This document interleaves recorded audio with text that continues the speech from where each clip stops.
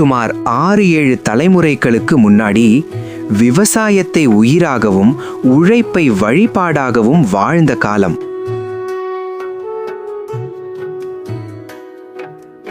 நம்ம ஊர் மக்கள் விவசாயத்தை மட்டுமே மூலாதாரமாக கொண்டு வாழ்ந்து வந்தாங்கங்க.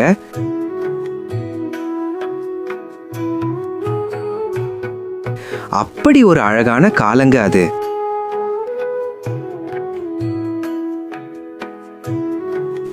வருடம் முழுசும் விவசாய தொழில் செய்து மார்கழி மாசம் அறுவடை முடிந்ததும் தை மாசம் காவடி கட்டி தைப்பூச தன்னைக்கு பழனிமலையில் தங்கி பழனி ஆண்டவரை தரிசித்து வருவதை ஆண்டாண்டு காலமாக நமது வாழ்க்கையில் பின்னி பிணைந்து வழக்கமாக இருந்ததுங்க. இந்த வழக்கம் மாறலிங்க, இன்னைக்கு வரைக்கும் வழக்கத்துல இருக்குங்க.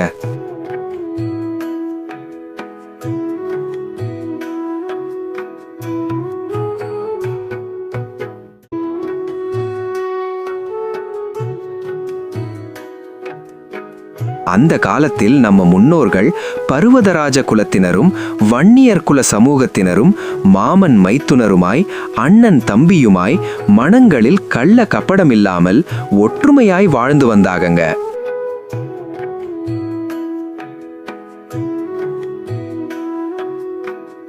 இப்படி ஒரு பெருமை மிகுந்த பொற்காலத்திற்கு இடையில இடைப்பாடி வெள்ளாண்டி வலசு பழையப்பேட்டையில வாழ்ந்து வந்த நம்ம முப்பாட்டனாருங்க.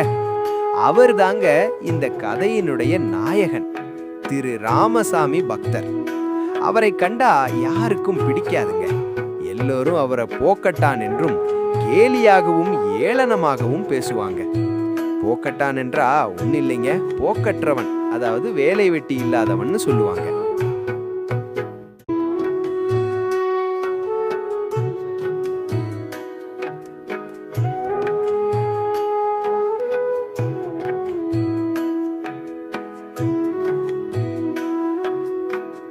இது ஒரு புறம் இருக்கட்டுங்க.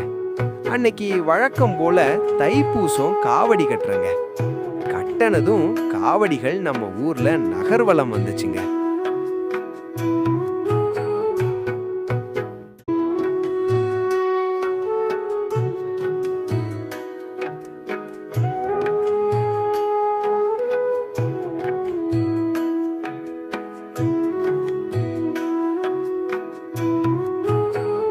அப்ப நம்ம முப்பாட்டனார் ராமசாமி பக்தர், எனக்கும் காவடியை கொடுங்க, நானும் காவடி எடுத்து ஆடுறேன்னு என்று ஒவ்வொரு காவடிமார்கிட்டையும் பணிந்தும் கேட்டாங்க.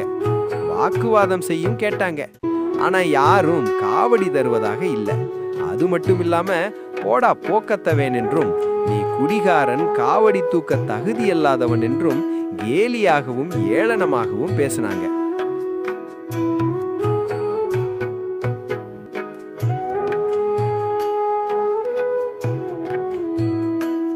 அது மட்டும் இல்லைங்க, உனக்கு வருஷம் இதே வேலையா போச்சுன்னு நீ இங்க இருக்க கூடாதுன்னு கடுமையாக பேசி மிரட்டினாங்க.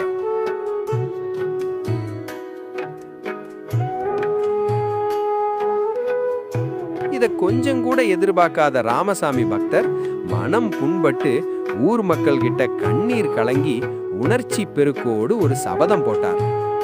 அது என்ன சபதம்னா, காவடி இந்த ஊர் எல்லையை தாண்டுவதற்குள்ள நானும் காவடி கட்டி வருகிறேன், பாருங்கள், இனிமே என் வேலை வேளவனை வணங்குவதே வேலை, பழனியாண்டவருக்கு அரோகரா என்று கோஷமிட்டபடியே அந்த இடத்தை விட்டு வேகமா போயிட்டார்.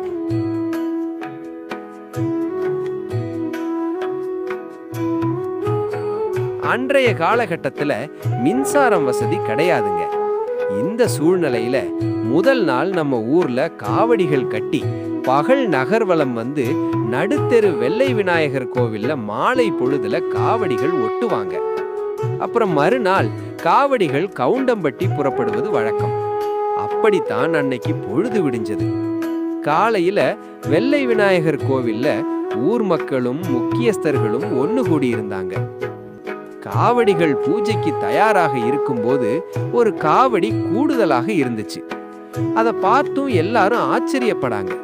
இது யாருடைய காவடி, எப்படி இங்கு வந்ததுன்னு யோசித்துக்கிட்டும் பேசிக்கிட்டும் இருந்தாங்க.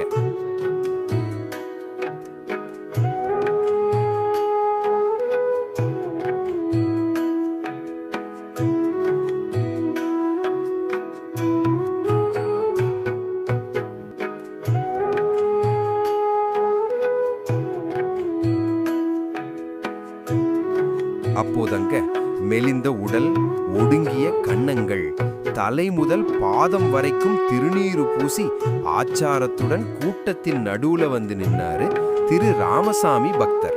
அப்ப அவர் சொன்னார், இது ஏன் காவடி, இருந்தாலும் காவடி கட்ட வச்ச ஊர் மக்களாகிய நீங்க தான்.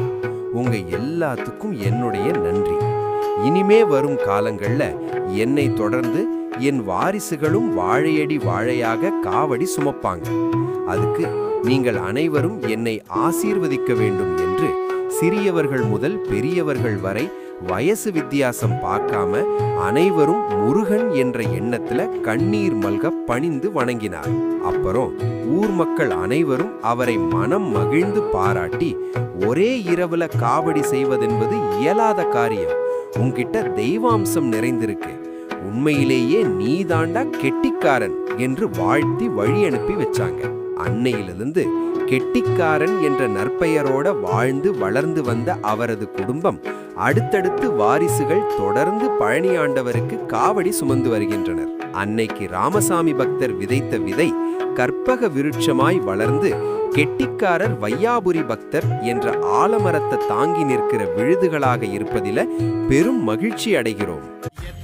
சாமி வந்ததையா, இது எந்தெந்த சாமி தந்ததையா, எத்தனை பாட்ட சொன்னதையா, அத சுத்துற பூமி கண்டதையா. எம்பாட்ட சாமி வரும், எங்கேயும் கூட வரும், எந்தாயி தூங்க சொன்ன பாட்டு வரும்,